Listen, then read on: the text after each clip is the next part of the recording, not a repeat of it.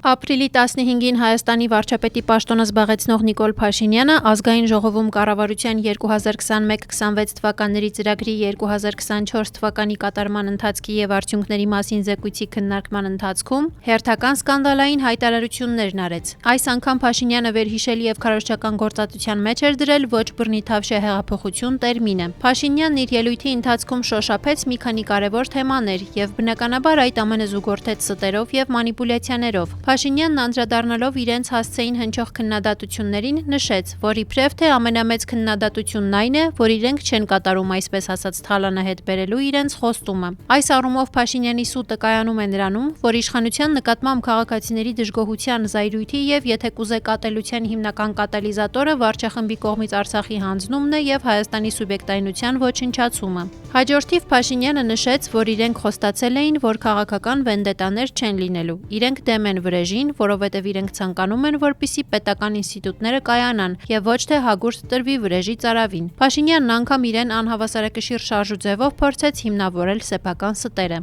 Այս առնչությամբ նշենք, որ Փաշինյանն անադեկվատության համատեքստում գերազանցեց ինքն իրեն, ամբիոնից տարատեսակ գոչյուններ ու տարօրինակ շարժումներ անելով։ Իսկ Փաշինյանի սուտը կայանում է նրանում, որ իշխանությունը զավթելուց հետո Փաշինյանն ուղիղ եթերում կամ հավաքների ժամանակ բացահայտ սպառնում էր իր քաղաքական հակառակորդներին ասֆալտին փռել ու պատերին տալ։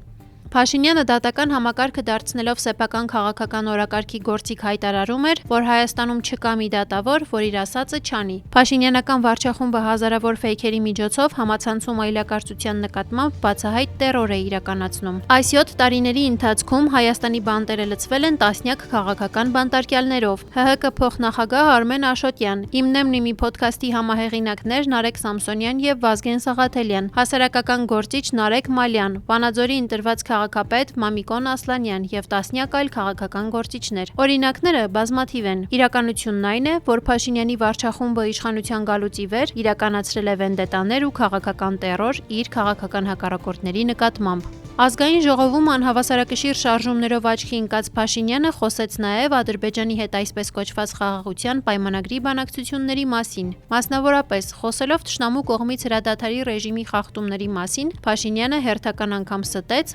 հայտարարելով, որ Ադրբեջանի զինված ուժերի կրակոցները հիմնականում չթիրախավորված են։ Սա ևս բացահայտ սուտ է, քանի որ ադրբեջանական վերջին կրակոցներից Խնածախում քաղաքացիական օբյեկտներ են վնասվել։ Իրականությունն այն է, որ Խնածախ գյուղը մեկ ամսից ավել է թշնամու թիրախի տակ է, հատկապես երեկոյան և գիշերային ժամերին։ Փաշինյանը մի քանի ուշագրավ հայտարարություններ էլ է արել, նշելով, որ ադրբեջանական կրակոցները կարող են լինել Ադրբեջանի զինված ուժերում առկա վատ կարգապահության հետևանք, ինչպես նաև կոչ է արել Ադրբեջանին հետաքննել այդ կրակոցների պատճառները։ Ասել, որ սա մառազմ է, նշանակում է ոչինչ չասել։ Այսինքն ստացվում է, որ ըստ Փաշինյանի ադրբեջանական կողմը ոչ միայն միտումնավոր է թիրախավորում սահմանամերձ բնակավայրերը, այլ ադրբեջանական բանակում այն աստիճան անկարգապահություն է, որ զինվորները ինքնագլուխ կերպով են կրակում մեր գյուղերի վրա։ Փաշինյանը նաև հայտարարեց, որ բանակին տվել է չկրակելու վերաբերյալ հրաման։ Ստացվում է, որ Փաշինյանի օրոք ադրբեջանական կողմը կարող է հանգիստ կրակել մեր գյուղերի վրա, իսկ հայկական զինված ուժերը որևէ պատասխան չպետք է տան։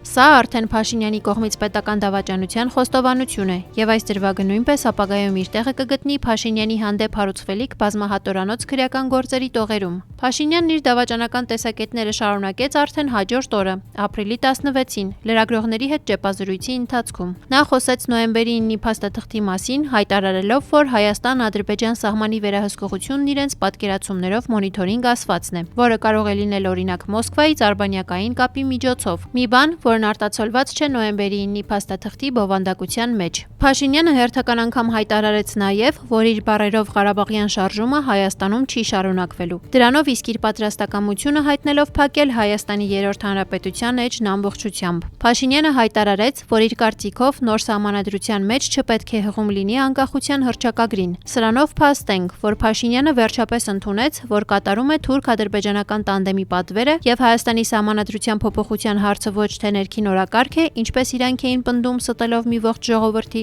այլ թշնամական երկրների օրակարգ։ Այս ամենին զուգընթաց քաղաքացիական պայմանագիր կուսակցությունը վերջնականապես մերժվեց Գյումրիում։ Կոմկուսը ներկայացնող Գյումրու նախկին քաղաքապետ Վարդան Ղուկասյանը 18 կողմ 0 դեմ ձայնով ընտրվեց Գյումրու համայնքապետ։ Հիշեցնենք, մարտի 30-ին կայացած ընտրությունների արդյունքներով ՔՊ-ն ներկայացնող Սարիկ Մինասյանը ստացավ 14 մանդատ, Կոմկուսը ներկայացնող Վարդան Ղուկասյանը 8 մանդատ, Մեր քաղաքը դաշինքը ներկայացնող Մարտուն Գրիգորյանը 6 մանդատ, Իմ հզոր համայնքը ներկայացնող Ռուբեն Մխիթարյանը 3 մանդատ, Մայր Հայաստան դաշինքը ներկայացնող Կարեն Սիմոնյանը 2 մանդատ։ Նշենք, որ ավականու առաջին նիստի ընթացքում ընդդիմադիր ուժերը ինչպես եւ խոստացել էին, իրենց ձայները տվեցին Վարդան Ղուկասյանին։ Այնուամենայնիվ, Գյումրու ընտրությունները պետք է բաժանել երկու մասի։ Առաջինը նախընտրական եւ քվեարկության օրը տեղի ունեցած իրադարձություններն էին, եւ երկրորդը արդեն հետընտրական իրավիճակն է, որը որոշ չափով հանգուցալուծվեց այսօր։ Սկսենք առաջին կետից։ Գյումրիում նախընտրական փուլը հատկապես քարոզչության վերջին օրերին աչքի ընկավ իշխող ուժի կողմից աննախադեպ վարչական ռեսուրսի եւ ռեպրեսիաների կիրառումով։ Բոլորս հիշում ենք, թե ինչպես էին քաղաքացիական պայմանագիր կուսակցության նախընտրական հավաքին այլ շրջաններից մարդկանց բերել։ Հիշում ենք նաեւ, թե ինչպես էին բռնաճնշումներ իրականացնում Մարտուն Գրիգորյանի եւ նրա մերձավորների նկատմամբ։ Քվեարկության օրը արդեն բազմաթիվ ընտրախախտումներ արձանագրվեցին։ Բանը հասել էր նրան, որ ընտրատեղամասերի փակումից ժամեր անց գրեթե ողջ Գյումրին հոսանքազրկվել էր։ Արդեն հետընտրական փուլում, երբ պարզ էր, որի հեճուկս վարչական ռեսուրսի աննախադեպ կիրառման եւ բազմաթիվ ընտրախախտումների քաղաքացիական պայմանագիր կուսակցությունը պարտվել է, բոլորը սպասում էին Մարտուն Գրիգորյանի խոսքին։ Մարտուն Գրիգորյանի լռության օրերին ընդդիմադիր շրջանակները ներկայացնող որոշ անձինք տարատեսակ դավադրապաշտական զառանցանքներ էին հյուսում։ Վերջինիս կապելով Հայաստանի Հանրապետական կուսակցության հետ եւ հասարակությանը մատուցելով այն կեղծ թեզը, իբր ՀՀԿ-ն եւ Մարտուն Գրիգորյանը նպաստում են քաղաքացիական պայմանագիր կուսակցության վերարտադրությանը Գյումրիում։ Օրեր անց Մարտուն Գրիգորյանը հայտարարեց, որ իր դաշինքը կաջակցի Վարդան Ղուկասյանին, որպեսզի վերջինս դառնա քաղաքապետ եւ Գյումրիում ՔՊ-ն չհաղթի։ Այսօր արդեն Ղուկասյանը քաղաքապետ է, իսկ ճակերտավոր ընդդիմադիր շրջանակները, որոնք ինչ սուտ ասես որ չէին հորինում Մարտուն Գրիգորյանի եւ ՀՀԿ-ի վերաբերյալ, լուռ են եւ բնականաբար ներողություն չեն խնդրում։ Ղուկասյանը, ինչպես նշվեց, ընտրվել է քաղաքապետ։ Դրանով ամրագրվեց քաղաքացիական պայմանագիր կուսակցության պարտությունը Գյումրիում։ Այնուամենայնիվ, միամիտ պետք է լինել, որ հավատալ, թե ՔՊ-ն հեշտությամբ կհանձնվի, հատկապես երբ մեր աչքի առաջ ունենք Վանաձորի օրինակը, երբ օրինական կերպով ընտրված քաղաքապետ ընդդիմադիր Մամիկոն Ասլանյանը կալանավորվեց եւ շինծուքրյական գործի շրջանակներում տարիներ շարունակ անցկացրեց բանտում։ Այս համատեքստում հետաքրքրական է ՔՊ-ական տեխնացու Սարիկ Մինասյանի գրառումը, որում նա նշել է, թե իբր Գյումրու կառավարումը դատապարտված է ձախողման եւ ճգնաժամն անխուսափելի է։ Հավանական է, որ այս գրառմամբ նա բացահայտում է ՔՊ-ի ծրագիրը, այն է ամեն կերպ արհեստական ճգնաժամ հարուցել եւ իժեցնել Գյումրու ավականու աշխատանքը։